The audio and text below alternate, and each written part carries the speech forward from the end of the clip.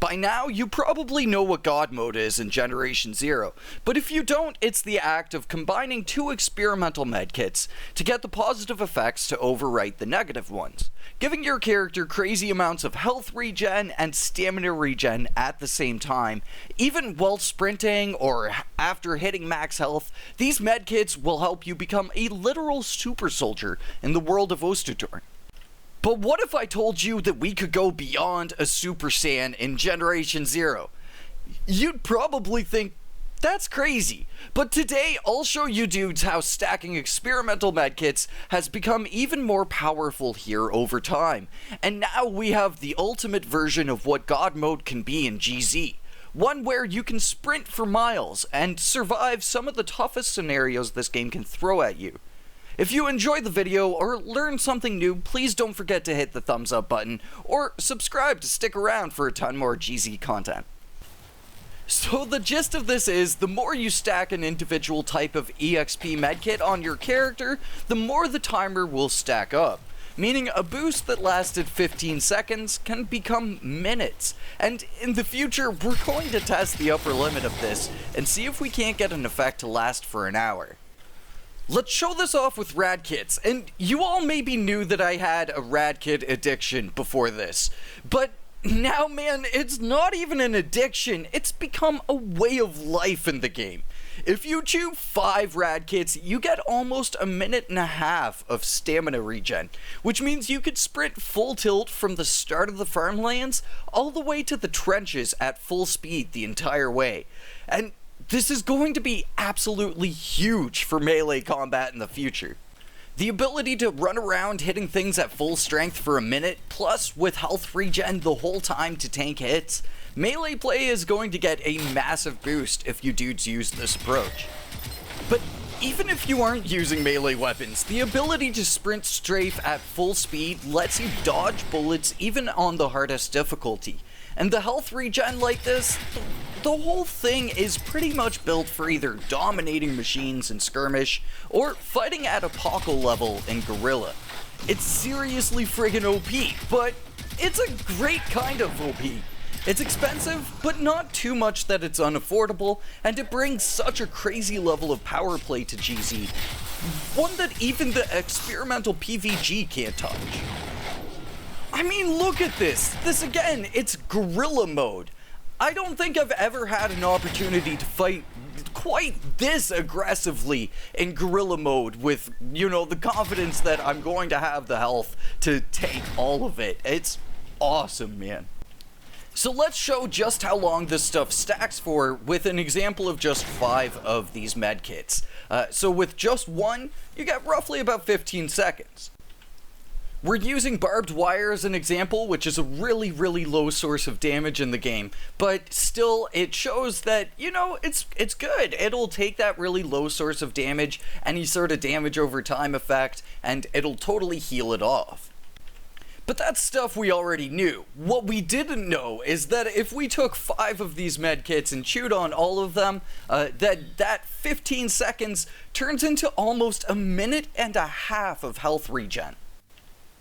This just keeps going. It's really good, man, again. And there is almost kind of like a bit of a stacking effect of how much you're healing too, but that is a very minuscule increase.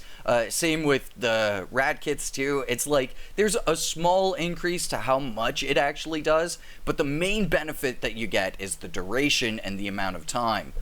I don't even know what else to say for the rest of this amount of time here. We've got we're only about halfway through this healing. So, I don't know, man.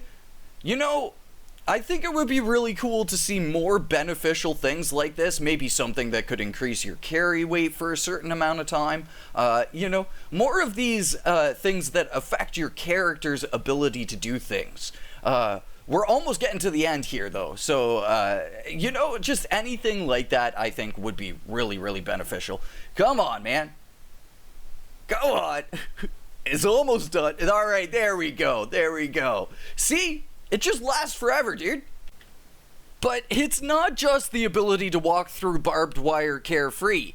Again, the benefit of this is the ability to play on the hardest difficulty mode in the game and have it not be the grindy experience that it can potentially be.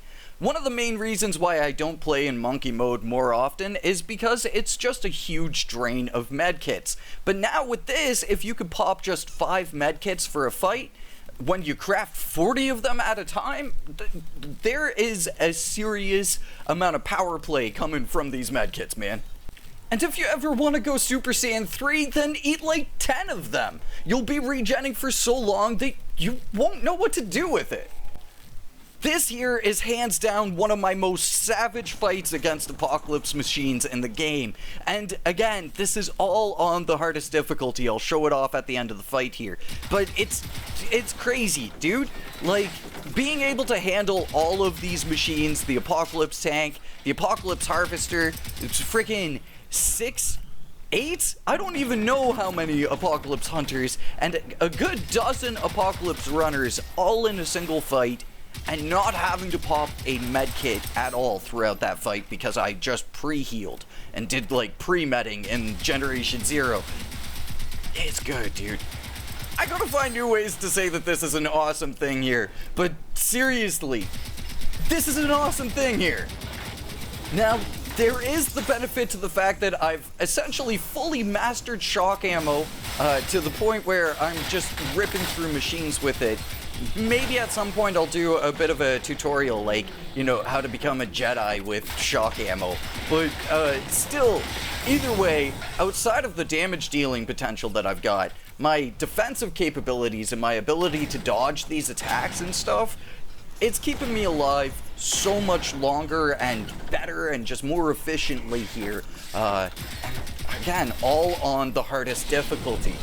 My question is whether or not this will be something that could last on difficulty scaling.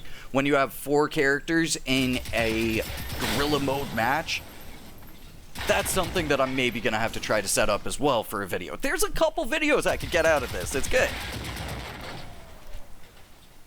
And now that we've wrapped up killing off the main bulk of machines, just in case if you're wondering, yeah man, that health regen's still running. I didn't even think about it until just now, but ticks are no longer an issue. Even the most annoying tick, the Apocalypse tick, it's got nothing on this new and improved Ascended God mode. I'm almost kind of glad that the Seeker wound up bringing in a bunch more machines for me to fight here, because my health regen, again, hadn't even ended yet. I popped something like, I think it was 15 medkits for this one. And we got, oh geez, how long did this fight last? It was almost like 5 full minutes, dude. Now, this does have its limits. It's not like God mode means you're actually invincible here. You just have crazy amounts of health regen. So there are things that can still kill you in the game. One of the big ones is gas damage stacking. Gas damage can do crazy amounts of damage to you, especially if there's multiple sources of it, and also if it's from a rival or something like that. So you do need to be a little bit wary when you're using this, based on the machines you're fighting. Also, I could see the Reaper potentially getting around this too, but we're actually having our stamina regen wear off now, so the health regen is going to wear off pretty soon at this point. But still, we killed a massive amount of Apocalypse machines, all things considered.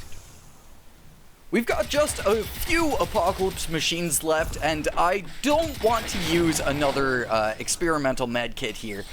So again, the thing that I think we're going to have to really fine-tune here with this new Ascended God mode is how many medkits we're going to need per fight, and, you know, that sort of deal. But that's the sort of thing that we're going to have to kind of figure out per player, you know, whether or not you're going to need more, or if you're a little bit faster with combat.